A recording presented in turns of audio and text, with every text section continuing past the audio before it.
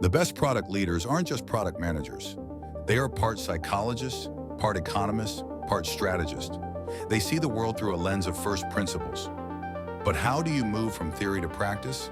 How do you stop being a victim of chaos and start being the architect of your own outcomes? This is the Sovereign PM, the podcast that deconstructs the ideas of product strategist Schwarzkopf to give you a more powerful way to think and lead. It's time to own your outcomes. Let's begin. Have you ever sat in one of those quarterly planning meetings, diligently running your initiatives through a framework you trust, only to feel like the numbers, like they were lying to you, that your carefully built roadmap was actually maybe just a kind of mathematical illusion? It's a really powerful question. And it's one I think many of us, especially experienced product managers, heads of product founders, we all wrestle with it constantly. So this deep dive, it isn't just about understanding the what of the latest thinking on prioritization. It's really about deconstructing why. Why do these systems that seem so objective sometimes fail us so badly? Our mission here is to dig past the symptoms, get to the first principles, and hopefully reveal how you can build a more robust, strategically sound approach. One that actually reflects the, let's face it, complex reality you're dealing with every day. Absolutely. And we've all been there, haven't we? Trying to weigh up initiatives that feel completely different. Things like, single sign-on versus adding dark mode versus maybe taking a big swing on AI-powered predictive insights.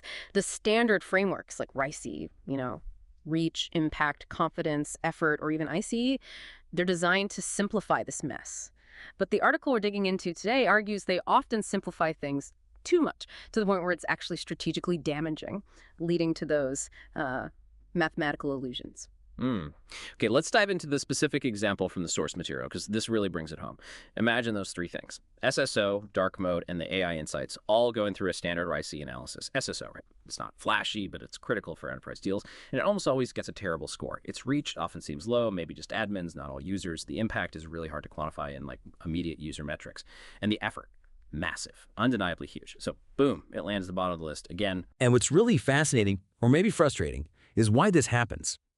You look at RICE, its structure, its design, it almost inadvertently punishes strategic imperatives like SSO. SSO is foundational. It stops churn, cuts security risks, opens up whole new markets. But it just doesn't fit nicely into that reach box, especially if reach is just about active users.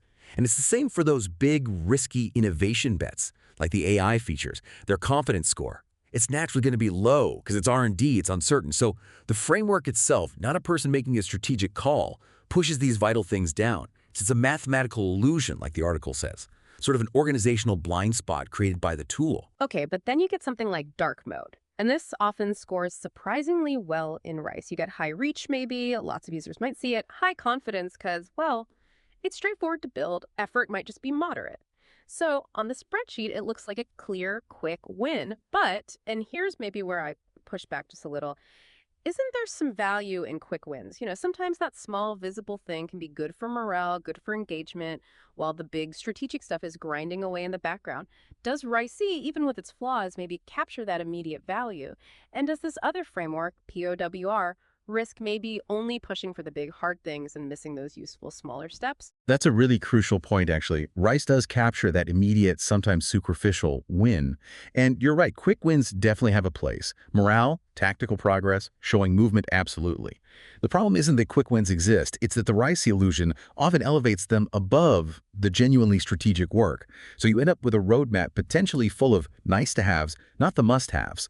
The tool favors these things even when they lack that direct, strong link to core business goals like revenue or competitive advantage.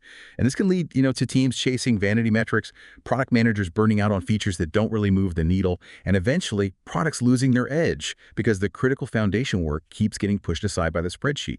It really forces that question. Are we optimizing for a score, or are we optimizing for real strategic outcomes? Okay, so we've kind of broken down the theory and the potential traps of RICE. But this is where the alternative, the POWR framework, really starts to show its value. If RICE is potentially leading us down the wrong path, what's the alternative? Yeah. The article introduces POWR, and it stresses it's not just another acronym, it's a fundamentally different way to think. It shifts from just scoring things to what the article calls an honest audit of the total investment, time, and energy required to achieve a defined strategic reward.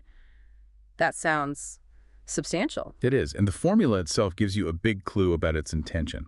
P off Biscagus, payoff X consensus, work X 1 plus overhead, difficulty. See how it moves away from just abstract scores. It's pushing towards a much more tangible, almost economically grounded assessment of, what's the real value and what's the real cost. Right. So let's break down that numerator first, the strategic reward part. The article says payoff P replaces that kind of vague impact score in RICE. How does it do that? And what's this deeper choice it forces? Well, payoff forces you to make a really critical strategic distinction up front. Are you generating new value, or are you preserving existing value? Which is fundamental to any business strategy, right? So offensive payoff is about creating new advantage, entering a market, building a truly differentiating feature, something hard to copy. Think pure value creation, making the pie bigger. Defensive payoff, though, is about preventing loss, stopping churn, fixing security holes, meeting compliance needs. It's about protecting the value you already have, value preservation. And honestly, in many situations, defense is just as crucial, maybe even more so than offense. If you neglect defense, all those offensive gains can just evaporate. Okay, that makes sense. Offensive versus defensive. And then there's consensus, C, the other part of the numerator. It acts as a multiplier. How does that fit into strategic reward? Why is that so powerful? Consensus. This measures the political will, the stakeholder alignment, and its importance. You really can't overstate it because it directly impacts the efficiency of getting to that reward. Think about it. A project with high consensus needs way less political energy, less organizational friction to get done. It's about cutting down those hidden costs of misalignment. We've all been there, right? Where disagreements just drain endless time and energy, even on simple stuff.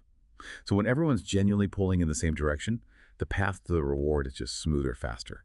Exponentially so sometimes. On the flip side, low consensus. Even with a huge theoretical payoff, that project's likely going to get bogged down. Okay, now let's flip to the denominator, the total investment. This is where this framework really audits the true cost. Not just time, but energy too. It exposes what the article calls the hidden work. First up is work. W. This is the direct time cost engineering hours. Story points. Pretty familiar territory for most product teams. Right, so work is the bit we usually estimate, the direct effort. But the article hints there's more to it, these almost hidden costs that are key to understanding the full investment. What are these other factors POWR digs into? Exactly. Next is overhead. O. This is the hidden energy cost. The article calls it the friction and coordination tax. Okay. Think of all those meetings, the review cycles, legal checks, compliance loops, training sessions, the cross-functional dependencies. It all adds up. When I read about overhead, I immediately thought of this project I worked on years ago. The actual coding time was, maybe a third of the total effort. The rest was just navigating legal, compliance, endless stakeholder training, months of it. It's that silent killer of organizational capacity. And then there's difficulty, D. This captures the cognitive energy cost, the complexity, the risk, the sheer uncertainty involved. It's the mental load on the team, the unpredictability, all the unknowns that drain energy even before anyone writes a line of code. And that's not just technical unknowns. It includes market risks, adoption hurdles, internal learning curves too. Okay, we've broken down the theory, but this is where it gets really interesting, right? Applying POWR to those same three initiatives and seeing what happens, the clarity it supposedly brings. So let's take that POWR lens now and reevaluate SSO, dark mode, and the AI predictive insights. Yeah, this is where it clicks. With POWR, single sign on the one Rice kept burying, the clarity is, well, it's striking. It jumps right to the top. Why? It scores maximum defensive payoff. It directly stops churn. It secures the product. It unlocks those vital enterprise deals. That's huge value preservation. And it's consensus, also maximum. Sales needs it, legal needs it, leadership wants it, everyone's aligned. Now, the total investment is still very high, no doubt, but the framework makes it clear that massive strategic reward combined with that unified consensus absolutely justifies the huge investment. It correctly flags it as core business fortification, something you have to do, not just a nice to have. Okay, that makes sense for SSO. What about dark mode, the one that looks so good under Rice? Dark mode, yeah. Under the POW audit, it quickly falls into perspective. It gets low offensive payoff. Let's be honest. It's mostly a nice to have. Improves the look, maybe brand perception a bit, but it's not directly driving core growth or preventing significant loss. Consensus is probably low too. You might have a vocal minority asking for it, but it's unlikely to be a critical strategic driver for the whole business, and the total investment is maybe medium. So POWR correctly flags it as lower priority. Something that, as the article puts it, should never compete with strategic imperatives. Yeah. The strategic justification just isn't strong enough to pull major resources. Right. And finally, the AI predictive insights. The really risky bet that Rice just dismissed because the confidence was low. This one becomes really clear as a strategic bet under POWR. It clearly has maximum offensive payoff. The potential is huge, a new hard-to-copy advantage that could totally change the game for the product. But its consensus might only be medium. The vision is exciting, sure, but maybe not everyone fully gets the long-term potential yet, or they're rightly nervous about the risks, and the total investment is definitely very high. Extreme risk, high difficulty, lots of R&D unknowns. So the POWR audit doesn't just give it a bad score like Rice did, it changes the conversation completely. It becomes a strategic question. Okay, should we deliberately allocate, say, 10% or 15% of our capacity to strategic bets like this? You acknowledge the high potential reward, but also the significant investment in risk. It fits much better into like a portfolio way of thinking about innovation. You're making a conscious bet, not just accidentally avoiding risk because a spreadsheet told you to. So bringing this all together, what does this mean for you, the listener, the product leader who's trying to navigate this, well, often crazy world of noise and competing demands? Yeah, I think the core value of POWR ultimately isn't that it's some magic formula or just another number you have to calculate and track. It's really that it forces a structured, honest conversation about two absolutely critical things. First, what is the true cost of doing this, including all that hidden energy, the overhead, the difficulty we talked about? And second, what is the real strategic payoff? Getting beyond a vague impact score to define if it's offense or defense and how big it really is. It gives you and your team a shared language, a way to explain these complex trade-offs to stakeholders much more clearly. You can articulate why that critical defensive move like SSO is basically non-negotiable, why a cosmetic feature like dark mode probably needs to wait, and why that risky but potentially game-changing AI bet deserves its own dedicated slice of the budget. It's kind of a tool for rationalizing what your strategic gut might already be telling you, but you couldn't quite prove with the old spreadsheet. Right. It's about stopping those spreadsheets from accidentally making your strategic decisions for you, and instead starting to have the right, more honest, more strategic conversations within your team and with your stakeholders. Exactly. So maybe the final thought for everyone listening is this, building on the article's challenge. As you look at your own backlog right now, what's the SSO hiding in there? What's that critical initiative that your current framework, whatever it is, keeps ignoring or undervaluing? That's a great question to ponder, and we'd genuinely love to hear your insights on this. How do you navigate these kinds of strategic trade-offs? What works for you? Please share your experiences, your own frameworks, maybe even your own SSO examples down in the comments. Let's get a discussion going. And that brings us to the end of this debrief. Our goal is to give you not just ideas, but a more powerful way to think. If you found value in this discussion, the best way to support this work is to give this episode a thumbs up and subscribe to the channel so you never miss a future session. And if you know a fellow product leader who is wrestling with these same challenges, feel free to share this episode with them.